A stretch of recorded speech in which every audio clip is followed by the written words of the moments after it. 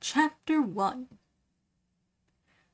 Of the interview the curate and the barber had with Don Quixote about his malady. Cide Hamete Benengeli, in the second part of this history and third sally of Don Quixote, says that the curate and the barber remained nearly a month without seeing him, lest they should recall or bring back to his recollection what had taken place. They did not, however, omit to visit his niece and housekeeper, and charge them to be careful to treat him with attention, and give him comforting things to eat, and such as were good for the heart and the brain, whence it was plain to see all his misfortune proceeded. The niece and housekeeper replied that they did so, and meant to do so with all possible care and assiduity, for they could perceive that their master was now and then beginning to show signs of being in his right mind. This gave great satisfaction to the curate and the barber, for they concluded they had taken the right course in carrying him off enchanted on the ox-cart, as has been described in the first part of this great as well as accurate history, in the last chapter thereof.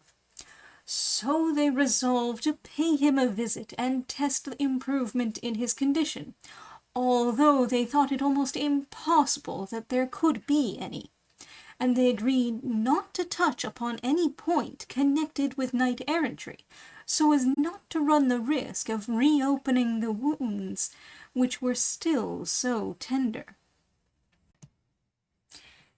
They came to see him consequently, and found him sitting up in bed in a green baize waistcoat and a red Toledo cap, and so withered and dried up that he looked as if he had been turned into a mummy. They were very cordially received by him. They asked him after his health, and he talked to them about himself very naturally and in very well-chosen language. In the course of their conversation they fell to discussing what they call statecraft and systems of government, correcting this abuse and condemning that, reforming one practice and abolishing another, each of the three setting up for a new legislator, a modern Lycurgus, or a brand-new Solon.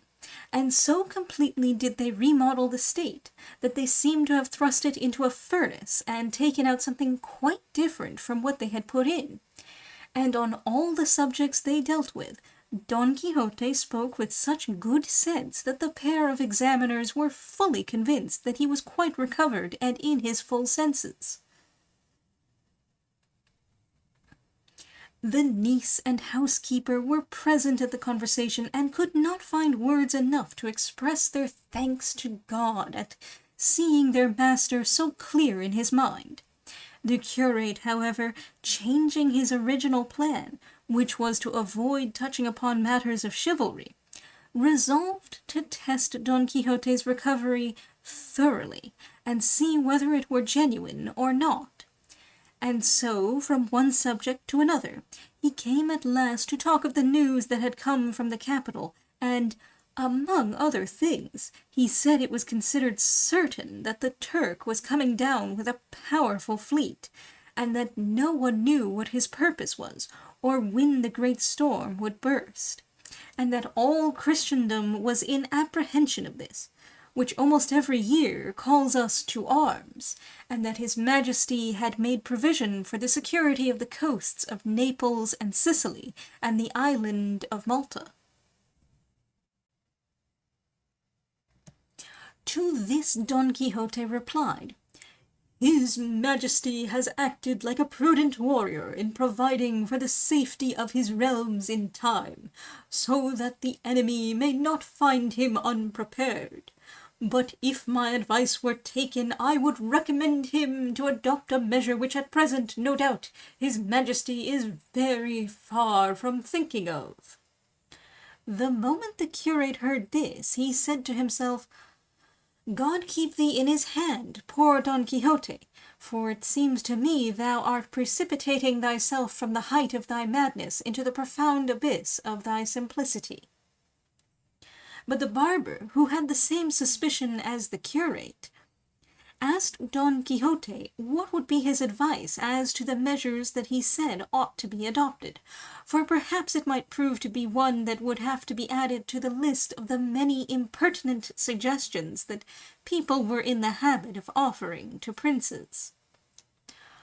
"Mine, Master Shaver," said Don Quixote, "will not be impertinent, but on the contrary, pertinent." "I don't mean that," said the barber, "but that experience has shown that all or most of the expedients which are proposed to his Majesty are either impossible, or absurd, or injurious to the king and to the kingdom." "Mine, however," replied Don Quixote, "is neither impossible nor absurd, but the easiest, the most reasonable, the readiest, and most expeditious that could suggest itself to any projector's mind." "You take a long time to tell it, Señor Don Quixote," said the curate. "I don't choose to tell it here now," said Don Quixote, "and have it reach the ears of the lords of the council tomorrow morning, and some other carry off the thanks and rewards of my trouble." "For my part," said the barber, "I give my word here and before God that I will not repeat what your worship says to king, rook, or earthly man. An oath I learned from the ballad of the curate, who, in the prelude, told the king of the thief who had robbed him of the 100 gold crowns and his pacing mule." "I am not versed in stories," said Don Quixote, "but I know the oath is a good one, because I know the barber to be an honest fellow."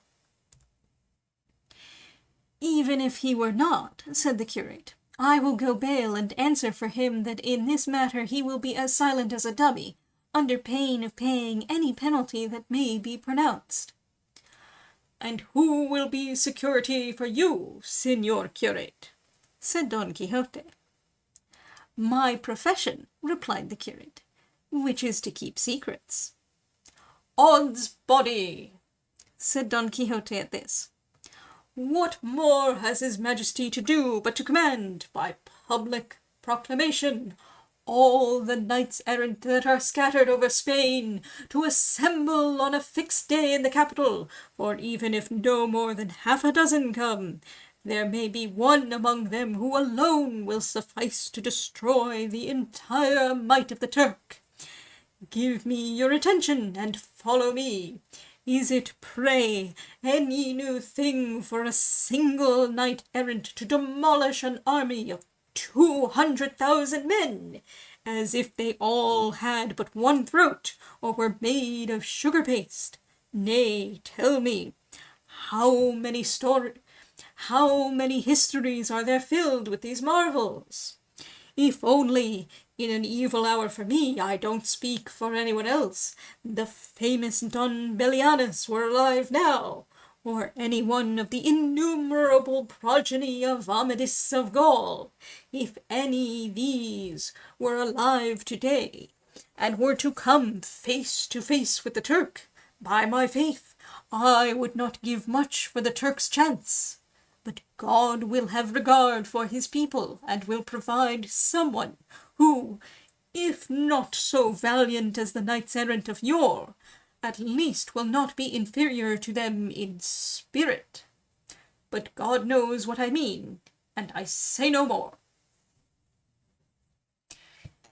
"Alas!" exclaimed the niece at this, "may I die if my master does not want to turn knight-errant again." To which Don Quixote replied, "A knight-errant I shall die, and let the Turk come down or go up when he likes, and in as strong force as he can. Once more I say, God knows what I mean." But here the barber said, "I ask your worships to give me leave to tell a short story of something that happened in Seville, which comes so pat to the purpose just now that I should like greatly to tell it." Don Quixote gave him leave, and the rest prepared to listen, and he began thus.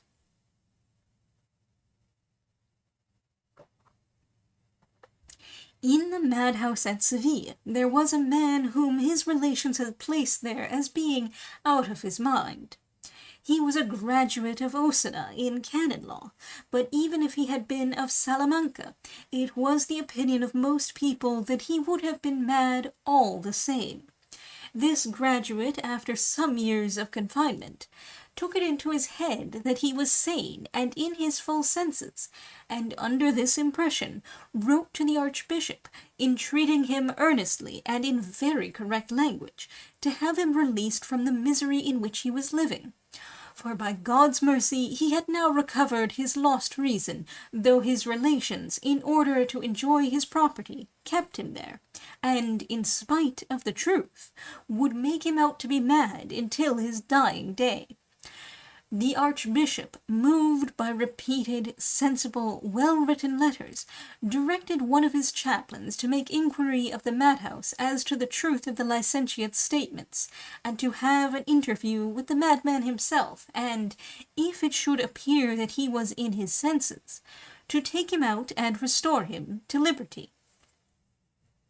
The chaplain did so, and the governor assured him that the man was still mad, and that though he often spoke like a highly intelligent person, he would in the end break out into nonsense that in quantity and quality counterbalanced all the sensible things he had said before, as might be easily tested by talking to him.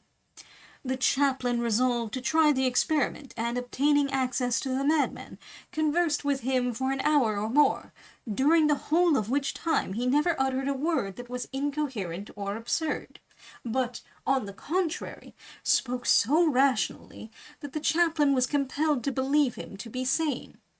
Among other things, he said the governor was against him, not to lose the presents his relations made him for reporting him still mad, but with lucid intervals, and that the worst foe he had in his misfortune was his large property. For in order to enjoy it, his enemies disparaged and threw doubts upon the mercy our Lord had shown him in turning him from a brute beast into a man. In short, he spoke in such a way that he cast suspicion on the governor, and made his relations appear covetous and heartless, and himself so rational that the chaplain determined to take him away with him, that the archbishop might see him, and ascertain for himself the truth of the matter. Yielding to this conviction, the worthy chaplain begged the governor to have the clothes in which the licentiate had entered the house given to him. The governor again bade him beware of what he was doing, as the licentiate was beyond a doubt still mad. But all his cautions and warnings were unavailing to dissuade the chaplain from taking him away. The governor, seeing that it was the order of the archbishop, obeyed, and they dressed the licentiate in his own clothes, which were new and decent.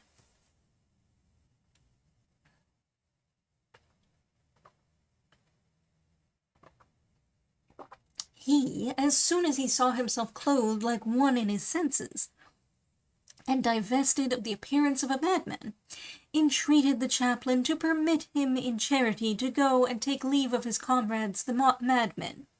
The chaplain said he would go with him to see what madmen there were in the house. So they went upstairs, and with them some of those who were present.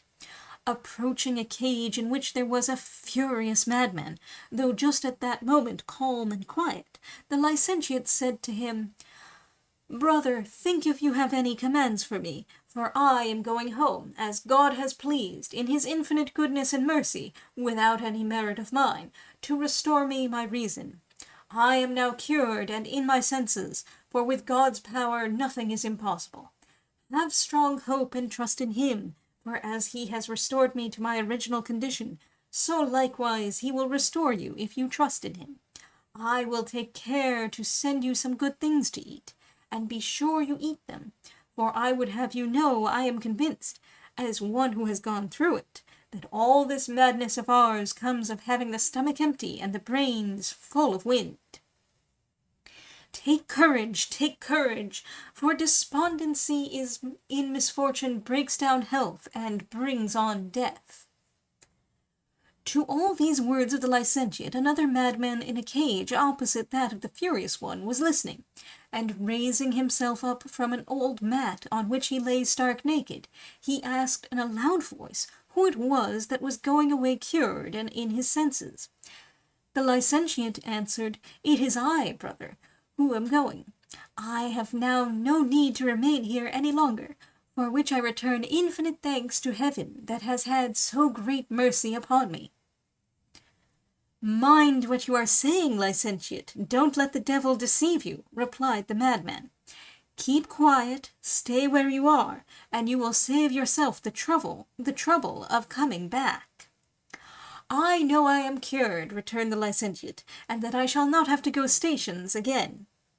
"You cured?" said the madman. "Well, shall see. God be with you, but I swear to you by Jupiter, whose majesty I represent on earth, that for this crime alone which Sevilla is committing today in releasing you from this house, and treating you as if you were in your senses, I shall have to inflict such a punishment on it as will be remembered for ages and ages. Amen. Dost thou not know, thou miserable little licentiate, that I can do it, being, as I say, Jupiter the Thunderer, who hold in my hands the fiery bolts with which I am able and am wont to threaten and lay waste the world? But in one way only will I punish this ignorant town, and that is by not raining upon it, nor on any part of its district or territory, for 3 whole years, to be reckoned from the day and moment when this threat is pronounced. Thou free, thou cured, thou in thy senses, and I mad, I disordered, I bound, I will as soon think of sending rain as of hanging myself." Those present stood listening to the words and exclamations of the madman. But our licentiate, turning to the chaplain and seizing him by the hand, said to him, "Be not uneasy, signor. Attach no importance to what this madman has said. For if he is Jupiter and will not send rain, I, who am Neptune, the father and god of the waters, will rain as often as it pleases me and may be needful." The governor and the bystanders laughed, and at their laughter the chaplain was half ashamed, and he replied, "For all that, Signor Neptune, it will not do to vex Signor Jupiter. Remain where you are, and some other day, when there is a better opportunity and more time, we will come back for you." So they stripped the licentiate, and he was left where he was. And that's the end of the story.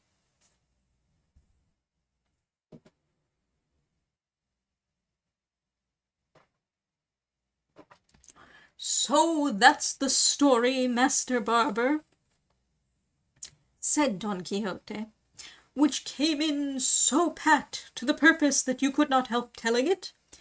Master shaver, how blind is he who cannot see through a sieve?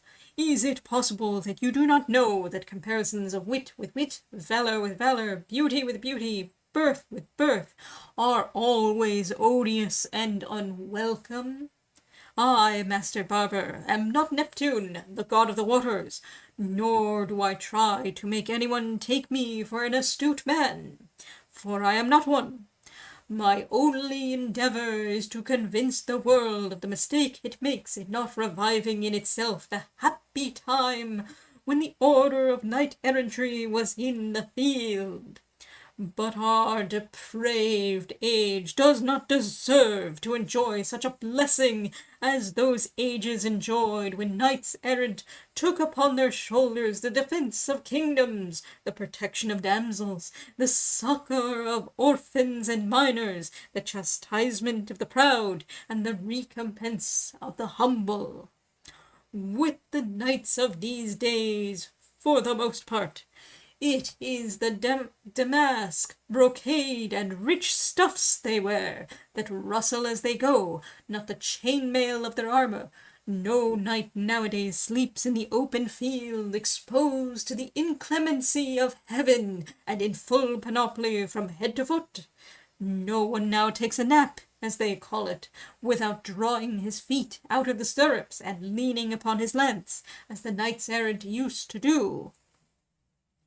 No one now, issuing from the wood, penetrates yonder mountains, and then treads the barren, lonely shore of the sea, mostly a tempestuous and stormy one, and finding on the beach a little bark without oars, sail, mast, or tackling of any kind, in the intrepidity of his heart, flings himself into it and commits himself to the wrathful billows of the deep sea, that one moment lift him up to heaven, and the next plunge him into the depths, and opposing his breast to the irresistible gale, finds himself, when he least expects it, 3,000 leagues and more away from the place where he embarked, and leaping ashore in a remote and unknown land, has adventures that deserve to be written, not on parchment, but on brass.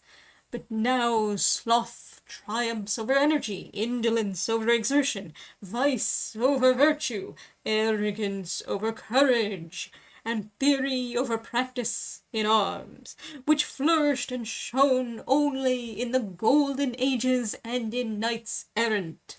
For tell me, who was more virtuous and more valiant than the famous Amadis of Gaul? Who more discreet than Palmerin of England? Who more gracious and easy than Tirante el Blanco? Who more courtly than Lisuart of Greece? Who more slashed or slashing than Don Melianus? Who more intrepid than Perion of Gaul? Who more ready to face danger than Felix Marte of Hircania? Who more sincere than Esplandian? Who more impetuous than Don Cirongilio of Thrace? Who more bold than Rodomonte? Who more prudent than King Sobrino?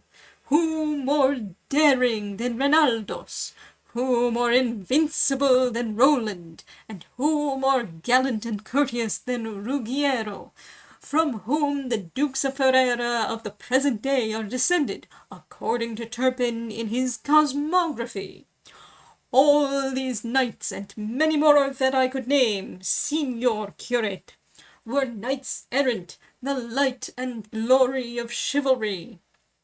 These, or such as these, I would have to carry out my plan, and in that case his majesty would find himself well served, and would save great expense, and the Turk would be left tearing his beard. And so I will stay where I am, as the chaplain does not take me away. And if Jupiter, as the barber has told us, will not send rain, here am I, and I will reign when I please. I say this that Master Basin may know that I understand him. Indeed, Signor Don Quixote, said the barber, I did not mean it in that way, and so help me God, my intention was good, and your worship ought not to be vexed. As to whether I ought to be vexed or not, returned Don Quixote, I myself am the best judge. Hereupon the curate observed, I have hardly said a word as yet, and I would gladly be relieved of a doubt arising from what Don Quixote has said, that worries and works my conscience. The Signor Curate has leave for more than that, returned Don Quixote. So he may declare his doubt, for it is not pleasant to have a doubt on one's conscience.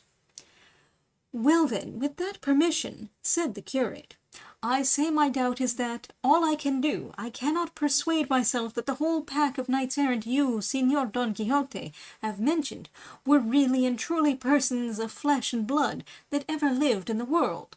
On the contrary, I suspect it to be all fiction, fable, and falsehood, and dreams told by men awakened from sleep, or rather still half asleep. That is another mistake, replied Don Quixote, into which many have fallen who do not believe that there ever were such knights in the world, and I have often, with divers people and on divers occasions, tried to expose this almost universal error to the light of truth.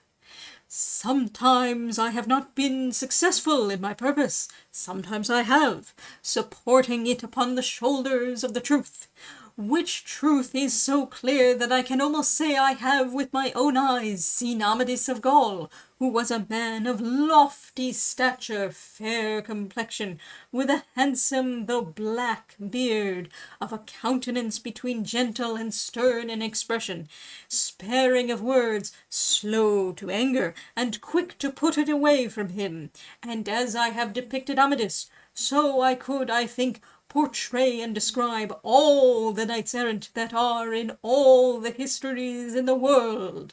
For by the perception I have that they were what their histories describe, and by the deeds they did and the dispositions they displayed, it is possible, with the aid of sound philosophy, to deduce their features, complexion, and stature. How big, in your worship's opinion, may the giant Morgante have been, Signor Don Quixote? Asked the barber.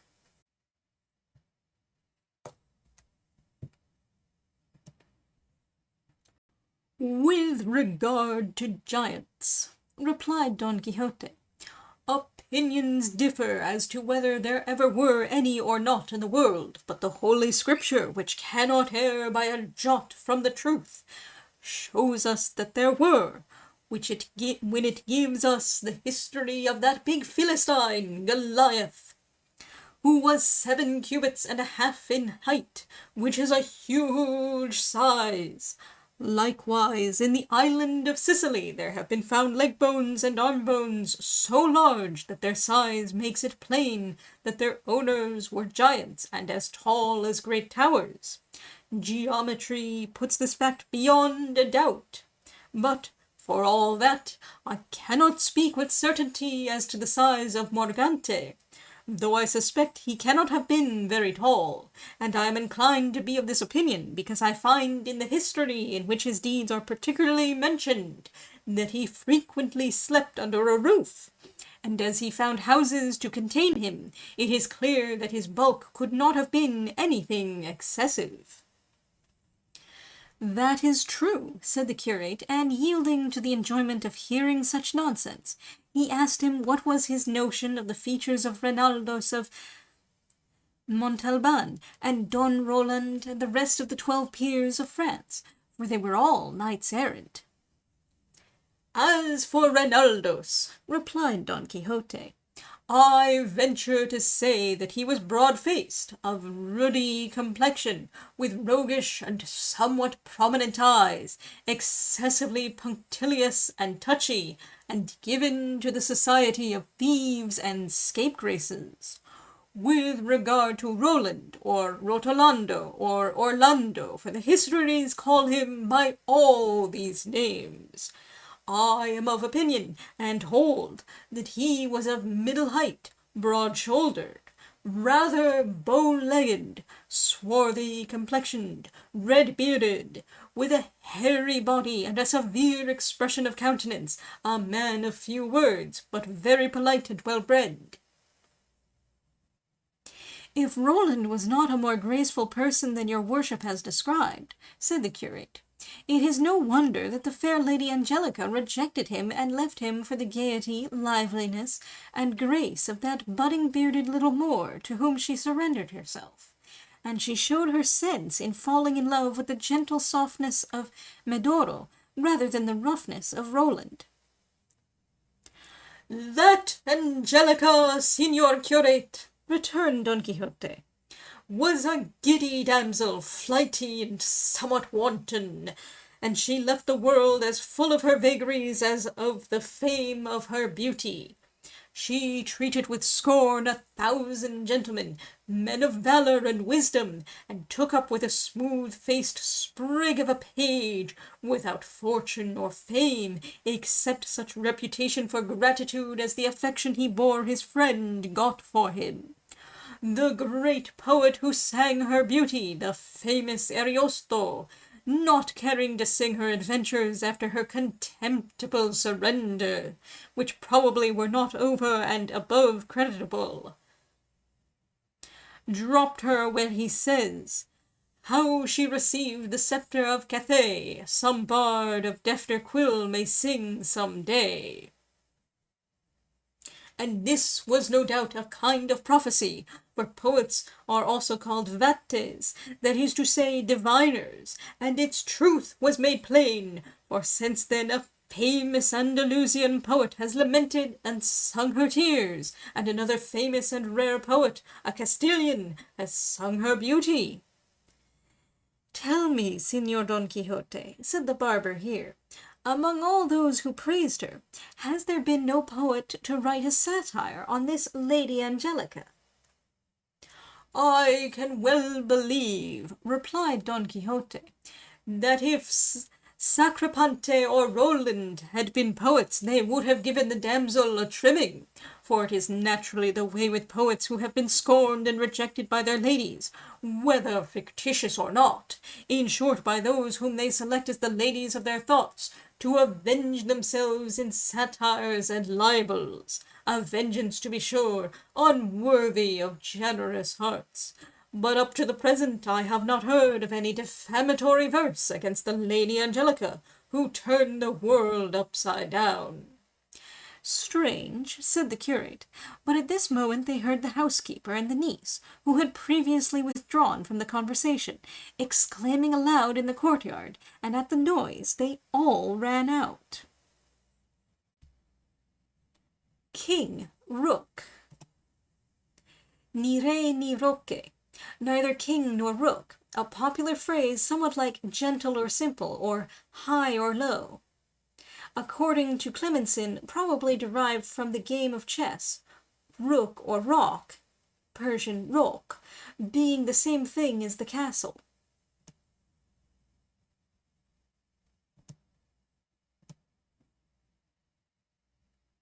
An oath I learned from the ballad of the curate. The ballad referred to has not been identified, so far as I am aware. Odds body. Cuerpo de tal, like the English, a less irreverent form of God's body. I shall not have to go stations again. Andar estaciones properly means to visit certain churches, for the purpose of offering up the prayers required to obtain indulgences. How blind is he who cannot see through a sieve? Proverb 49. Turpin in his Cosmography. The first 9 are heroes of Spanish chivalry romance. The others are from Boiardo and Ariosto. There never was any such book as Turpin's Cosmography. It was Ariosto himself who traced the descent of the Dukes of Ferrara from Ruggiero.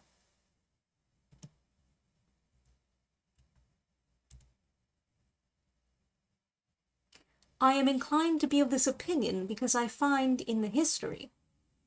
In the Morgante Maggiore of Pulci, the account of the bones found in Sicily is in the Jardin...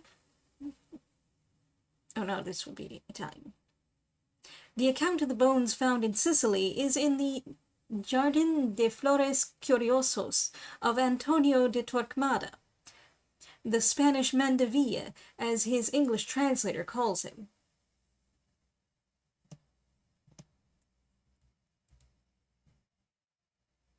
The affection he bore his friend got for him.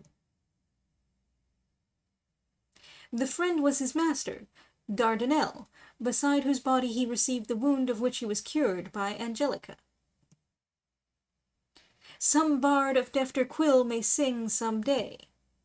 Cervantes misquotes Ariosto's lines, which are E del India a medor dese los sketro, forse altri cantara con miglior pletro, Orlando Furioso, 30:16. A Castilian has sung her beauty. The Andalusian was Barahona de Soto, who wrote the primera parte de la Angelica, not Lágrimas de Angelica, as Cervantes calls it in Part 1, Chapter 6. It appeared at Granada in 1586. The Castilian was Lope de Vega, whose Hermosura de Angelica formed the first part of his Rimas, printed at Madrid in 1602.